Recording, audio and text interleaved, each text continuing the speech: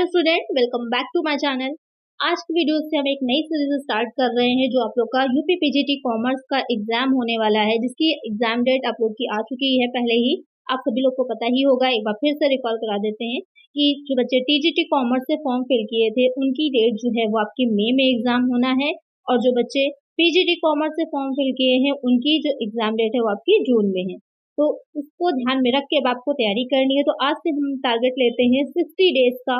ये आप लोग का 60 डेज का टारगेट रहेगा पूरा, जिसमें कि जो इम्पोर्टेंट आपके क्वेश्चंस हैं जो कि एग्जाम में आ सकते हैं, पीवाईक्यू बेस्ड है, प्रीवियस ईयर में जो आपका पेपर हुआ था उस पर बेस्ड क्वेश्चंस हैं, उनको टारगेट करके हम इसकी तैयारी करेंगे। इसके अलावा अगर आपने यूपी के अलावा भी इसमें अगर केवीएस का फॉर्म आप फिल करने वाले हैं या फिर एनवीएस का फॉर्म फिल करने वाले हैं या इसके अलावा एएमआरएस का अगर आप प्रिपरेशन कर रहे हैं तो उन सब के लिए भी ये वीडियो बहुत ही इंपॉर्टेंट रहने वाली है। इन सब की प्रिपरेशन आप एक साथ कर सकते हैं क्योंकि इसका सिलेबस आपका सबका सेम ही रहने वाला है और सब आगे पेंडिंग में आने वाली वैकेंसीज हैं। यूपी वाली तो आपकी अभी चल रही है, जून में एग्जाम ही है, मई में एग्जाम ही है, और ये आपके आने वाली है आगे। तो इन सब के लिए ये आपकी सीरीज बहुत ही इंपॉर्टेंट रहने वाली है। तो इसके लिए चैनल को सब्सक्राइब जरूर से कर लीजिएगा। बिल्कुल फ्री वीडियोस हैं, डेली आपके जो क्वेश्चंस है 25 क्वेश्चंस डेली आएंगे और ये क्वेश्चंस बहुत ही इंपॉर्टेंट होंगे। इसमें आपके न्यूमेरिकल भी होंगे और थ्योरी बेस्ड क्वेश्चंस भी रहेंगे। तो इस सीरीज को जरूर से देखिएगा। जितनी भी आगे वीडियोस आने वाली हैं सबको, इसके लिए चैनल को सब्सक्राइब कर लीजिएगा। कोई क्वेश्चन हो तो मुझे कमेंट करिएगा और कितने क्वेश्चन आपके सही हुए हैं वो भी कमेंट सेक्शन में मुझे बताइएगा। आइए शुरू करते हैं इसमें और फर्स्ट क्वेश्चन लेते हैं। तो यहाँ पर फर्स्ट क्वेश्चन होगा आपका कि रोकड़ बही में डेबिट शेष का अर्थ है। डेबिट बैलेंस इन कैश बुक मीन्स कि कैश बुक जो हम बनाते हैं, कैश बुक हम प्रिपेयर करते हैं, तो उसमें डेबिट शेष अगर डेबिट बैलेंस दिखा रहा है तो उसका मीनिंग क्या होता है? Bank loan, overdraft, favourable balance या फिर अनफेवरेबल बैलेंस। तो यहाँ पर कैश बुक जो प्रिपेयर की जाती है आपका एक साइड डेबिट का होता है और एक साइड क्रेडिट होता है। डेबिट साइड में हम क्या दिखाते हैं? डेबिट साइड में जो भी रिसीव हुआ होता है हमको, यानी कि जो भी हमारे पास कैश आया है, कैश रिसीव हुआ है, वो हम डेबिट साइड में दिखाते हैं।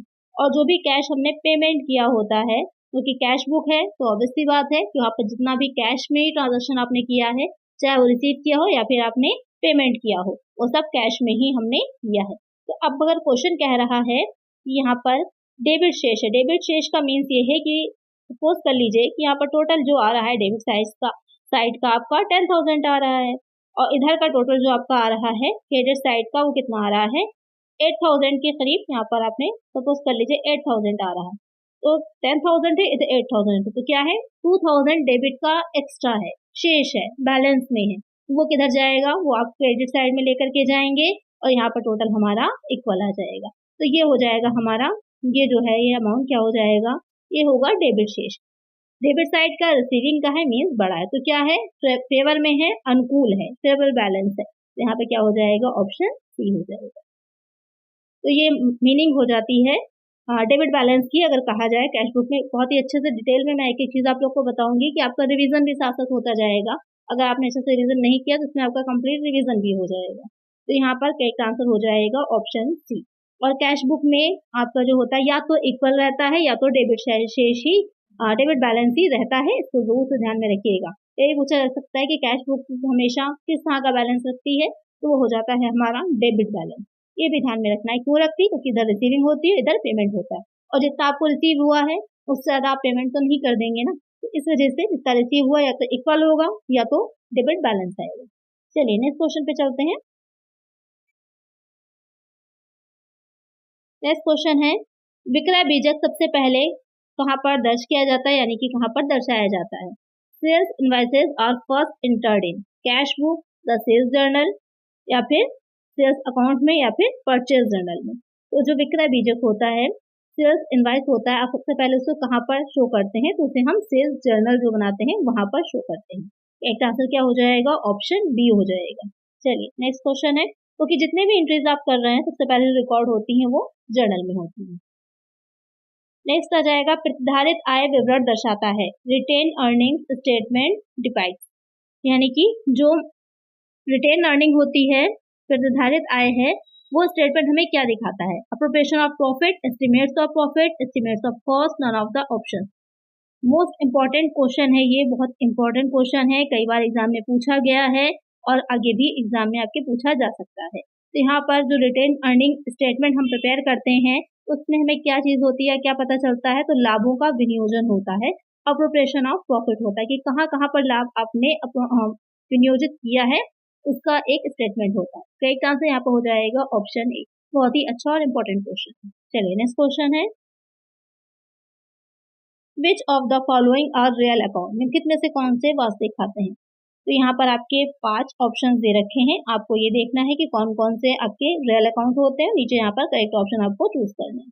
Drawing, cash, capital, machinery, depreciation. Real account कौन से अकाउंट्स होते हैं, वास्तविक खाते, वो अकाउंट्स जो कि किसी एसेट से रिलेटेड होते हैं, वो एसेट आपकी करेंट भी हो सकती है और फिक्स्ड भी हो सकती है। तो यहाँ पर कौन कौन सी एसेट है वो देख लीजिए। पहला तो कैश हो जाएगा, नगद आपकी करेंट एसेट है, किस तरह की एसेट है आपकी, कैश करेंट एसेट है।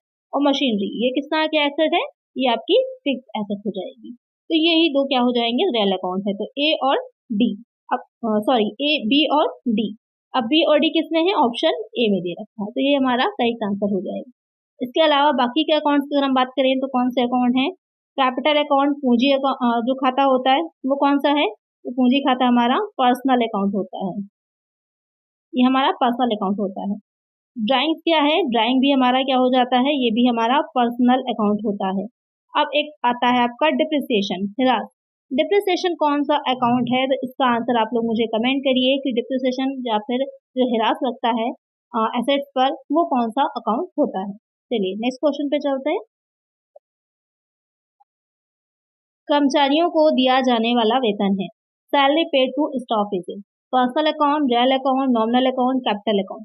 की जो सैलरी पे की जाती है स्टाफ को, तो वो किस तरह का हमारा अकाउंट होता है, तो कोई भी एक्सपेंस किया जा रहा होगा, कोई भी एक्सपेंस होगा या फिर कोई लॉस होगा, तो वो क्या होता है, वो आपका नॉमिनल अकाउंट होता है, अवास्तविक खाता होता है।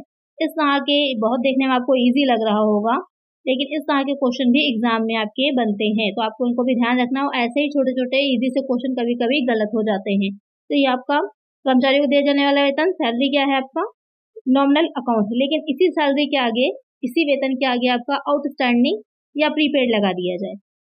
इसी के आगे अगर हम लिख दें, सैलरी ना लिख करके लिख दें प्रीपेड सैलरी, प्रीपेड क्या हो जाता है, यानी कि पूर्वदत्त। अगर हम यहाँ पर लिख दें कि ये पूर्वदत्त वेतन है, तो ये कौन सा अकाउंट हो जाता है। अब यहीं पर बच्चे कंफ्यूज हो जाते हैं। तो किसी भी अकाउंट के आगे, किसी भी नॉमिनल अकाउंट के आगे अगर आपका आउटस्टैंडिंग या फिर प्रीपेड लग जाता है, तो वो क्या हो जाता है, वो पर्सनल अकाउंट बन जाता है, व्यक्तिगत खाता बन जाता है। तो इस पॉइंट को जरूर से ध्यान में रखिएगा, यहाँ पर अक्सर कंफ्यूजन हो जाती है और वहीं पर आंसर गलत हो जाता है। यहाँ पर करेक्ट आंसर है ऑप्शन सी। चलिए नेक्स्ट क्वेश्चन,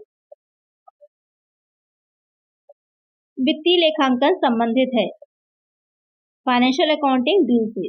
जो वित्तीय लेखांकन यानी कि फाइनेंशियल अकाउंटिंग होती है, वो किससे रिलेटेड होती है, recording of transaction, recording, classifying and summarising the transaction, preparation of financial statements only, book keeping and preparation of financial statement.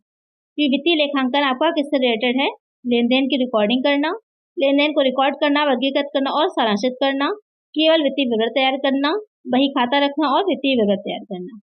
तो यहाँ पर बहुत ही इजी सा क्वेश्चन है, आप सबको इसका आंसर पता ही होगा। तो क्या करेक्ट ऑप्शन है, इसका आंसर आप लोग मुझे कमेंट करिए कि इसमें से कौन सा ऑप्शन आपका करेक्ट होगा। आई होप सभी को इसका आंसर पता होगा। चलिए नेक्स्ट क्वेश्चन पे चलते हैं।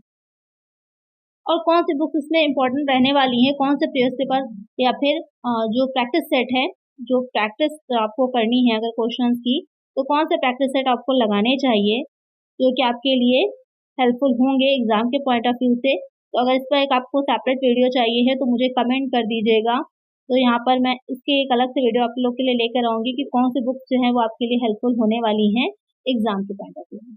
चलिए नेक्स्ट क्वेश्चन है, वह पुस्तक जिसमें सभी खाते रखे जाते हैं कहलाती है, the book in which all accounts are maintained is known as cash book, journal, ledger, purchase book. तो जिसमें सभी खाते रखे जाते हैं, सारे अकाउंट्स रखे जाते हैं, वो कौन सी होती है, वो आपकी लेजर कहलाती है, खाता बही कहलाती है। सिर्फ बही नहीं होगा, खाता बही होगा कि जिसमें सारे अकाउंट्स आप प्रिपेयर करते हैं, सारे अकाउंट्स रखते हैं, उसमें एक कंप्लीट जो होती है उस बुक कहा जाता है। कौन सी बुक होती है, वो लेजर कहलाती है। एक आंसर हो जाएगा हमारा ऑप्शन सी। चलिए नेक्स्ट क्वेश्चन है,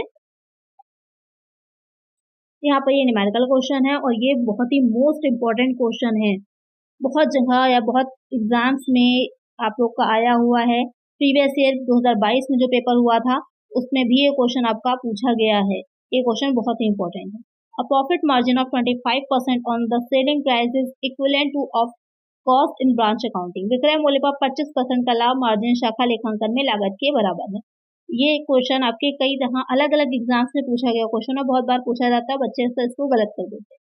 20%, 33 कहिए या 1/3%, 30%, 25%। तो यहाँ पर क्या करेक्ट हो गया, कैसे इसको सॉल्व करना है, बहुत ही इजी तरीका है इसको निकालने का। सबसे पहले यहाँ पर क्या करते हैं हम, इतना हमको पता है कि जो कॉस्ट होती है, कॉस्ट कैसे निकाली जाती है। अगर आप सेल में से, जो आपने सेल है उसमें से हम लेस कर देते हैं प्रॉफिट को, सेल्स में से अगर हम प्रॉफिट को लेस कर देते हैं तो हमारे क्या निकल करके आ जाता है, कॉस्ट निकल करके आ जाता है। जैसे था अगर हमसे कहा है कि सेल कैसे निकालती है तो कॉस्ट में हम प्रॉफिट को ऐड कर देंगे। प्रॉफिट कैसे निकालना है, सेल में से कॉस्ट को लेस कर दीजिए, प्रॉफिट निकल आएगा। तो ये आपको याद रहना ही चाहिए, बहुत इंपॉर्टेंट पॉइंट है ये चीज आपको ध्यान में रखनी ही रखनी है। अब आते हैं क्वेश्चन पर। यहाँ पर आपको बता रहा था कि जो विक्रय मूल्य है 25% का लाभ मार्जिन शाखा लेखांकन में लागत के बराबर है। यहाँ पर 25% जो है प्रॉफिट मार्जिन है सेलिंग प्राइस पर, जो कि आपके कॉस्ट के इक्विवेलेंट है। तो अब आपको इसे निकालना होगा। तो यहाँ पर हम सेल को मान लेते हैं, सपोज कर लीजिए सेल को मान लेते हैं 100, तो प्रॉफिट 25% सेल पर ही था, तो कॉस्ट कितनी निकल के आई, कॉस्ट निकल के आई 75। ये परसेंट में ही समझ लीजिए, परसेंट में निकाला गया है। तो कॉस्ट कितनी निकल करके आई हमारी, 75% निकल के आ गई। अब इसमें हम एक फॉर्मूला लगाएंगे इसको निकालने के लिए कॉस्ट को, ये कितना परसेंट आएगा, अगर इतना ही हम कॉस्ट पर इस प्रॉफिट को देते तो कितने परसेंट होता। तो इसके लिए आपका जो फॉर्मूला होता है, तो जो प्रॉफिट है, प्रॉफिट इंटू 100 अपॉन कॉस्ट हो जाएगा, ये हो जाएगा हमारा निकालने का फॉर्मूला। तो यहाँ पर प्रॉफिट कितना है आपको क्वेश्चन में ऑलरेडी गिवन है 25%, इसको वैसे लिख लीजिए, इंटू 100 हो जाएगा, अपॉन में कॉस्ट आ जाएगी जो कि हमने निकाली है कितनी, 75। तो यहाँ पर ये 75, अब इसको हमें सॉल्व कर लेना है। 1 टाइम जाएगा, ये 3 टाइम चला गया। अब 3 से अगर आप 100 को डिवाइड करते हैं तो कितना आ जाता है, तो निकल करके हमारा 33.333 ही करके आपका आएगा। इसको और दूसरी तरह से कैसे लिख सकते हैं, तो इसे हम इस तरह से भी लिख सकते हैं। तो ये हमारा हो जाएगा करेक्ट आंसर, जो कि ऑप्शन डी होगा। तो इस तरह के क्वेश्चन को आपको ऐसे सॉल्व करना है। यहाँ पर ये चीज इंपॉर्टेंट होती है कि जो प्रॉफिट दे रखा है वो किस पे दे रखा है। जैसे कि यहाँ पर ये 25% सेल्स पर दे रखा था और आपको निकालना था कि अगर हम इतने ही प्रॉफिट को कॉस्ट पर देखें तो वो कॉस्ट का कितने परसेंट होगा। सेम वही चीज आपसे यहाँ पर पूछी गई थी। जो यहाँ पर करेक्ट आंसर है ऑप्शन बी। तो कई बार आपको यहाँ पर लेस करना है, कई बार नहीं करना है, तो क्वेश्चन के अकॉर्डिंग उसको आपको ध्यान में रखना है। चलिए नेक्स्ट क्वेश्चन लेते हैं। नेक्स्ट क्वेश्चन भी आपका एक न्यूमेरिकल क्वेश्चन है। इसमें क्या पूछा गया है कि द फॉलोइंग, यहाँ पर कि the following data is available in respect of x limited. X limited के संबंध में आपको कुछ डेटा दे रखा है। क्या डेटा है, ओपनिंग डेटर बताए हैं 12,000 के, क्लोजिंग डेटर हैं 15,000 के, क्रेडिट सेल है 28,000 की। आपको क्या निकालना है, what is the amount of cash receive from customers. बहुत ही अच्छा और इम्पोर्टेंट क्वेश्चन है ये वाला भी, इसको भी जरूर ध्यान में रखिएगा, इम्पोर्टेंट क्वेश्चन है। इसमें आपको ग्राहकों से प्राप्त नकदी की राशि निकालनी है कि कैसे हमें ये पता चलेगा कि हमें कस्टमर से कितना रिसीव हुआ है। हमारे ओपनिंग डेटर बता दिए हैं, क्लोजिंग बता दिए हैं और क्रेडिट में हमने सेल कितनी की है ये बता दिया है। हमको निकालना है कैश रिसीव फ्रॉम डेटर। तो यहाँ पर बहुत ही अच्छा क्वेश्चन है, इसको कैसे हमें सॉल्व करना है आइए देखते हैं। सबसे पहले हमको यहाँ पर लिखना है ओपनिंग डेटर कि हमारे प्रारंभिक देनदार जो थे वो कितने थे, क्योंकि क्वेश्चन में आपके ऑलरेडी गिवन है 12,000। अब इसमें हम ऐड कर देंगे, इसमें ऐड कर दीजिए जो आपकी क्लोजिंग सेल थी, यानी कि जो क्रेडिट सेल थी, जो आपकी उधार बिक्री आपने करी है उसको हम यहाँ पर ऐड करेंगे। कितनी थी, 28,000 की। तो ये निकालने का एक समझ लीजिए तरीका है, वैसे अकाउंट बनाकर भी आप निकाल सकते हैं और इस तरह से भी आप सॉल्व कर सकते हैं। अब इसमें आप ऐड करेंगे तो कितना आ जाएगा, ऐड करने पे आ जाएगा 40,000। अब इसके बाद हम इसमें से लेस कर देंगे जो हमारे क्वेश्चन में क्लोजिंग जो डेटर हैं वो दे रखे हैं, उनको हम लेस करेंगे। कितने हैं, 15,000, इसको लेस कर दीजिए। अब कितना रिमेनिंग बचेगा, 25,000। यही 25,000 क्या हुआ है, हमको कस्टमर से रिसीव हो गया है। तो एक आंसर हो जाएगा ऑप्शन ए। तो जब भी आप क्रेडिट पे सेल करते हैं, उधार में बिक्री करते हैं, तो क्या बनते हैं आपके डेटर्स बनते हैं। अगर आप सप्लाई कर जो है कहीं से कोई सप्लायर है जो आपको सामान को भेज रहा है, उसको दे रहा है और आपने क्रेडिट पे लिया है, तो बनते हैं क्रेडिटर्स। इनको ध्यान में रखिएगा। तो यहाँ पर डेटर्स से जो हमें कस्टमर से रिसीव हुआ है अमाउंट, वो हो जाएगा 25,000 का। ये क्वेश्चन भी बहुत मोस्ट इंपॉर्टेंट है और एग्जाम में आपके आया हुआ है। इसको ध्यान में रखिएगा क्योंकि काफी क्वेश्चंस स्पेशली न्यूमेरिकल जो होते हैं वो रिपीट होते हैं, इसलिए आपको इन सारे न्यूमेरिकल्स को अच्छे से ध्यान में रखना है। चलिए नेक्स्ट क्वेश्चन लेते हैं। नेक्स्ट क्वेश्चन हो जाएगा कि ट्रायल बैलेंस पर सहमति न होने की स्थिति में राशि अस्थायी रूप से इसमें डाल दी जाती है।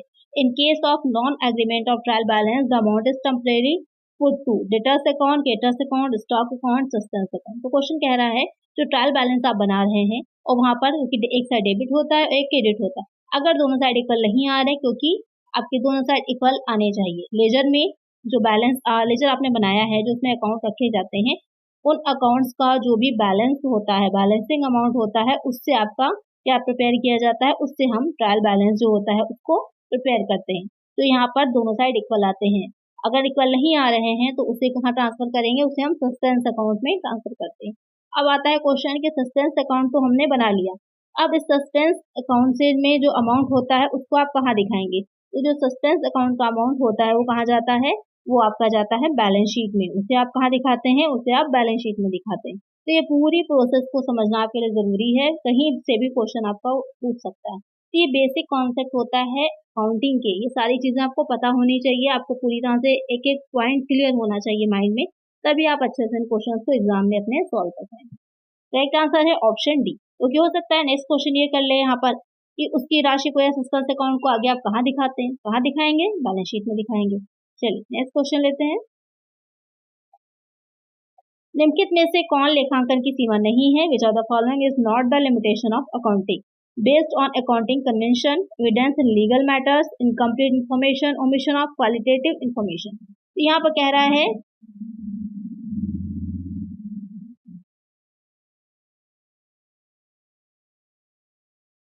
तो यहाँ पे क्या कह रहा है कि लेखांकन की सीमा नहीं है, यानी कि लिमिट नहीं है अकाउंटिंग की। तो यहाँ पर एक ऑप्शन कोई होगा जो अकाउंटिंग की लिमिट ना होकर उसका हो सकता है कैरेक्टरिस्टिक्स हो या फिर उसका फीचर हो, उसकी क्वालिटी हो। तो क्या है, लेखांकन परंपराओं के आधार पर होती है, ये भी सीमा है एक, क्योंकि जो एक परंपराएं बनाई गई हैं, जो एक कन्वेंशन रखे गए हैं, उन्हीं पर बेस्ड होती है ये। कानूनी मामलों में साक्ष्य, एविडेंस इन लीगल मैटर्स, तो ये वाला पॉइंट ही आपका क्या है, इसका एक ये कहिए एडवांटेज है, इसका एक फीचर है कि उसकी विशेषता है, गुण है उसका एक, कि इसमें जो भी आपने अकाउंटिंग रिकॉर्ड्स अपने रखे हैं, उन रिकॉर्ड्स को आप कहीं भी कोर्ट तक में लेकर जाया जा सकता है एक एविडेंस के तौर पर। तो यहाँ पर क्या है, कानूनी मामलों में साक्ष्य नहीं, तो ये इसकी एक लिमिटेशन नहीं है, इसकी एक बेनिफिट है। तो अधूरी जानकारी कई बार हो सकती है, गुणात्मक जानकारी ये भी आपका एक रहता है कि इसमें क्वालिटेटिव जो होती है, सिर्फ हम ध्यान जो देते हैं वो देते हैं मात्रात्मक क्वांटिटेटिव पर, लेकिन क्वालिटेटिव चीजों को छोड़ दिया जाता है, क्योंकि एक ऑर्गेनाइजेशन सिर्फ ट्रांजेक्शन से नहीं चलती, किस तरह से वहां पर लोग काम कर रहे हैं, क्या क्या क्वालिटीज हैं उनमें, वो सारी चीजें भी इंपॉर्टेंट होती हैं, लेकिन वो पूरी तरह से निग्लेक्ट कर दी जाती हैं जब हम बात कर रहे होते हैं अकाउंटिंग की। तो यहाँ पर क्या हो जाएगा, ऑप्शन बी आपका करेक्ट आंसर होगा। चलिए नेक्स्ट क्वेश्चन है, सकल लाभ है, gross profit is net profit less expenses of the period, excess of sales or cost of goods sold, excess of sales or purchase, net profit plus income of the period। तो यहाँ पर कह रहा है ग्रॉस प्रॉफिट। ग्रॉस प्रॉफिट निकलता कैसे, पहले तो क्वेश्चन ये आ जाता है, जो आप फाइनल अकाउंट्स की तरफ बढ़ते हैं और ट्रेडिंग अकाउंट बनाते हैं। ट्रेडिंग अकाउंट क्या होता है, व्यापारिक खाता जो आप बनाते हैं, तो उससे निकल के हमारा क्या आता है, ग्रॉस प्रॉफिट आता है। जब ग्रॉस प्रॉफिट से ही आप आगे प्रॉफिट एंड लॉस अकाउंट हम प्रिपेयर करते हैं, तो प्रॉफिट एंड लॉस अकाउंट से क्या निकल के आता है, प्रॉफिट एंड लॉस अकाउंट से हमारा निकल करके आता है नेट प्रॉफिट। तो ध्यान में रखिएगा किससे क्या निकलता है, ट्रेडिंग अकाउंट जो बनाते हैं उससे निकलता है हमारा ग्रॉस प्रॉफिट, और हम जो प्रॉफिट एंड लॉस अकाउंट बनाते हैं उससे हमारा निकलता है नेट प्रॉफिट। तो क्वेश्चन पूछे अगर कि नेट प्रॉफिट हमारा किस अकाउंट से निकलता है, प्रॉफिट एंड लॉस अकाउंट से, बड़ा होता है ग्रॉस प्रॉफिट से छोटा होता है, नेट प्रॉफिट हमारा ग्रॉस प्रॉफिट से कम होता है।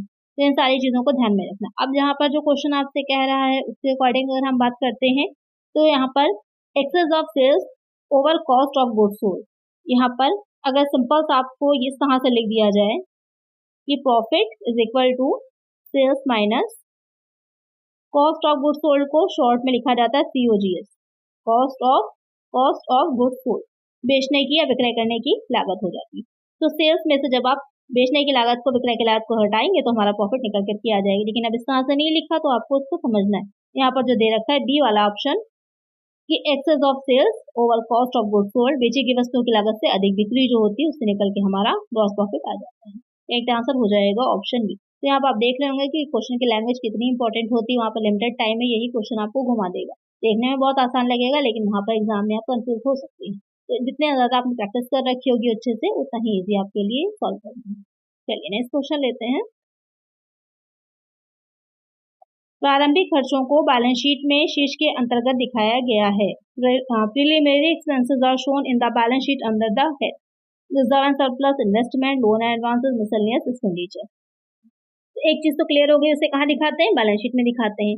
अब हम किस हेड में दिखाते हैं? तो सबसे पहले तो समझ लीजिए जो एक्सपेंसेस होते हैं ये आपके एसेट में आते हैं। सबसे पहले तो क्वेश्चन ये होता है कि है तो एक्सपेंसेस लेकिन इसको आप समझें कि लायबिलिटी, लेकिन ये लायबिलिटी नहीं होते, ये आपके एसेट होते हैं। अब किस में दिखाए जाते हैं, किसके अंडर में आते हैं? तो ये आपके जो आएंगे ये मिसलेनियस एक्सपेंडिचर जो होते हैं इसके अंडर में आते हैं। और जो एसेट साइड बैलेंस शीट का होता है उसमें सबसे लास्ट में सबसे पहले फिक्स्ड एसेट दिखाएंगे, करंट आती हैं, उसका एक सीक्वेंस होता है। सबसे लास्ट में जो दिखाते हैं वो हम मिसलेनियस एक्सपेंडिचर दिखाते हैं, उसी में आते हैं आपके प्रिलिमिनरी एक्सपेंसेस। तो एक आंसर क्या हो जाएगा हमारा? ऑप्शन डी हो। चलिए नेक्स्ट क्वेश्चन है, विनिमय बिलों में कौन पक्षकार नहीं, यानी कि जो who is not a party to bill of exchange. Bill of exchange जो होता है उसमें कौन एक पार्टी नहीं होती है? जो आहर्ता है, भुगतान करता है, निवेशक है, समर्थन करता है। ड्राई है, इन्वेस्टर है, इंडोर्सर है। तो यहाँ पर जो इन्वेस्टर है, निवेशक का इसमें कोई काम नहीं होता। एक लिखने वाला होता है, एक बैंक, दोनों सबके बैंक होते हैं, इनके पर लिखा जा रहा होता है। जो लिखने वाला है, जो बीच का व्यक्ति होता है और तीसरा व्यक्ति, तीन होते हैं पक्षकार या चार पक्षकार होते हैं। यहाँ पर इन्वेस्टर कुछ नहीं होता। तो एक आंसर यहाँ पर ऑप्शन सी होगा। चलिए नेक्स्ट क्वेश्चन है, नोटरी पब्लिक द्वारा किसी बिल को रोककर अनादर का औपचारिक प्रमाण पत्र जारी करने की प्रक्रिया को कहा जाता है। The process of issue a formal certificate of dishonour by notary public to the hold of a bill is known as noting, protesting, marking या फिर इंडोर्सिंग।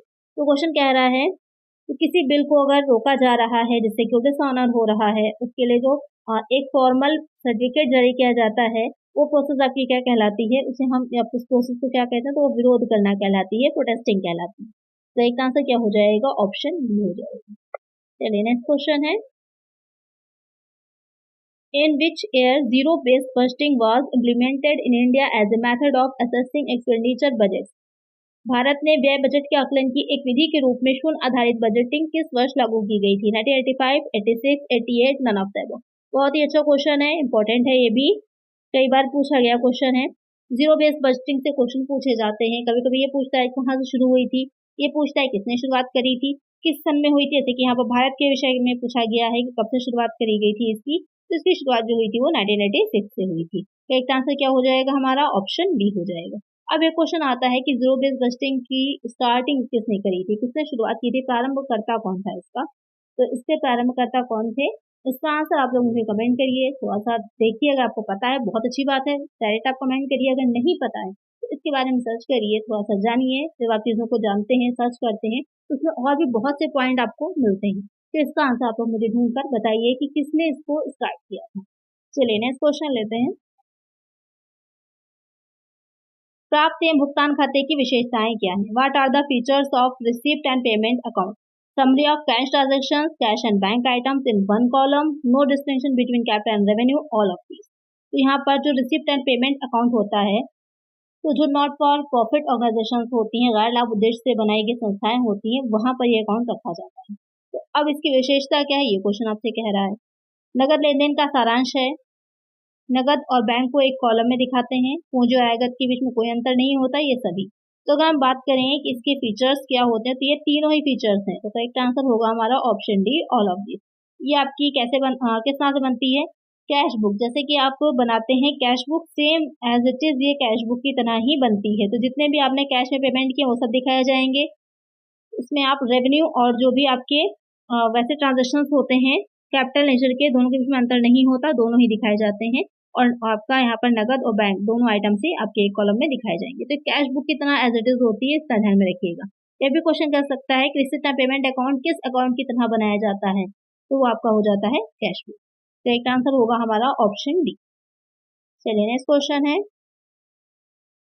प्राप्त भुगतान खाता दर्शाता है, receipt and payment account shows income and expenditure, cash and bank balance, asset and liabilities, cash and credit balance. तो अभी इसके बारे में हमने समझा ही कि ये क्या होता है। तो मेनली आपके जो कैश ट्रांजेक्शन होते हैं वही दिखाए जाते हैं, अब चाहे वो कैपिटल नेचर के हो चाहे वो रेवेन्यू नेचर के हो। तो ये क्या दिखाएगा, यहाँ पर ये दिखाता है कैश और बैंक बैलेंस, कि कितना आपके पास कैश है और कितना बैंक में आपके पास बैलेंस है। तो एक आंसर क्या होगा हमारा ऑप्शन बी हो जाएगा। चलिए नेक्स्ट क्वेश्चन है, जहां प्रति शेयर बही मूल्य, प्रति शेयर वार्षिक मूल्य निगम कहा जाता है। क्वेश्चन कह रहा है कि when book value per share is less than real value per share the corporation is said to be under capitalize, over capitalize, optimum capitalize, standard capitalize. तो यहाँ पर आपका जो एक पूंजीकरण चैप्टर है फाइनेंशियल मैनेजमेंट में, कैपिटलाइजेशन है, उस चैप्टर से लिया गया क्वेश्चन है।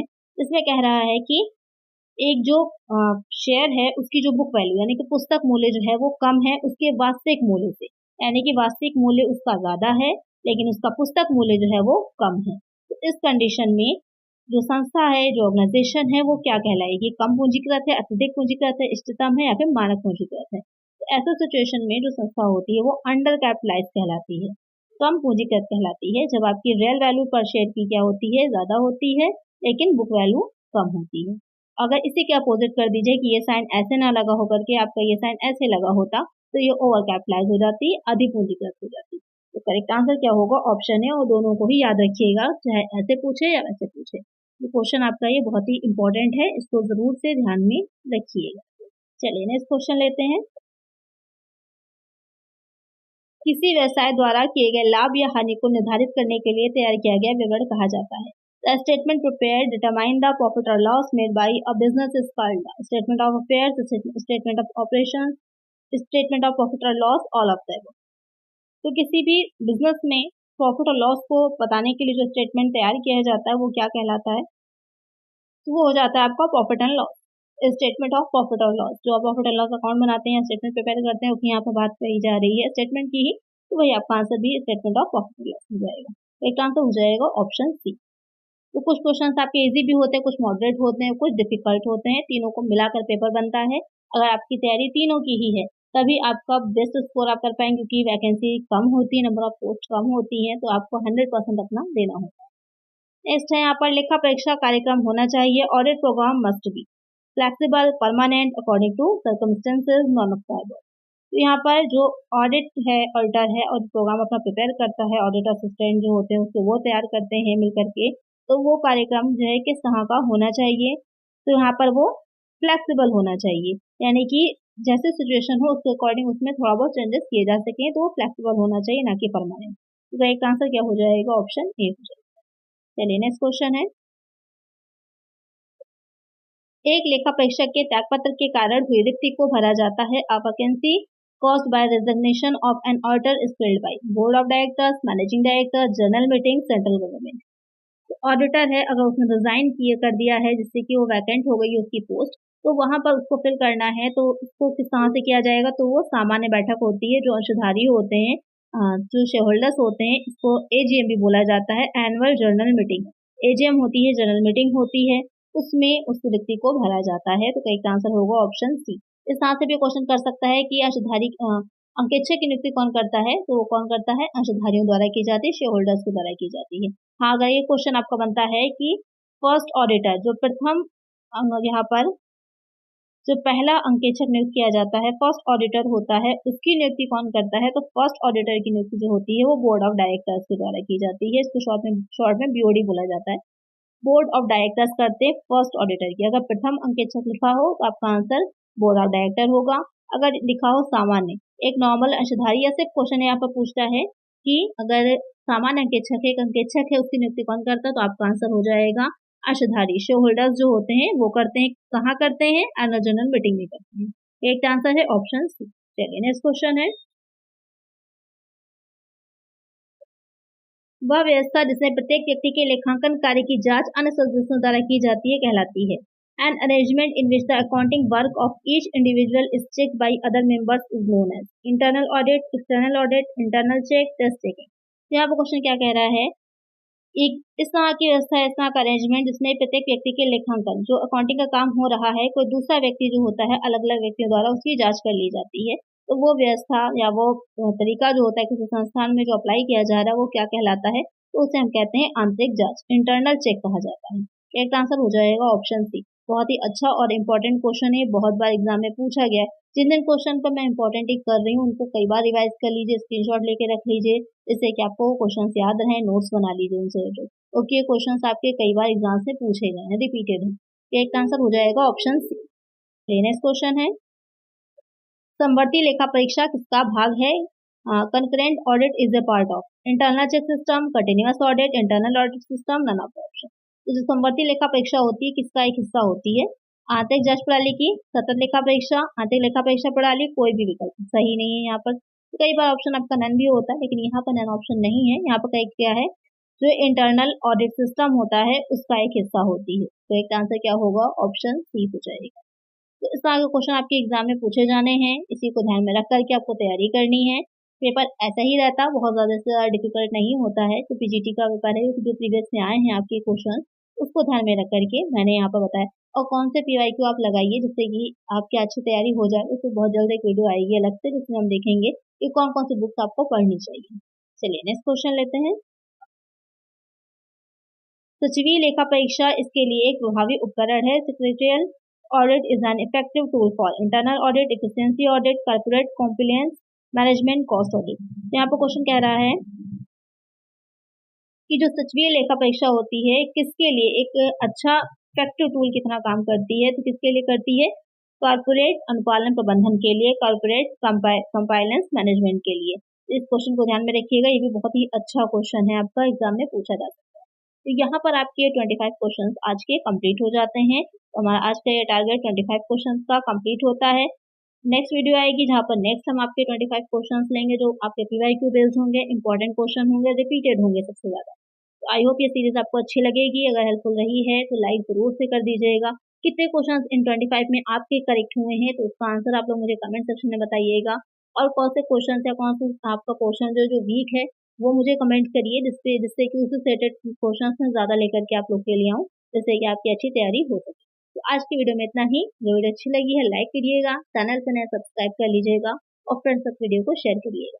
मिलते हैं नेक्स्ट वीडियो में। Thank you.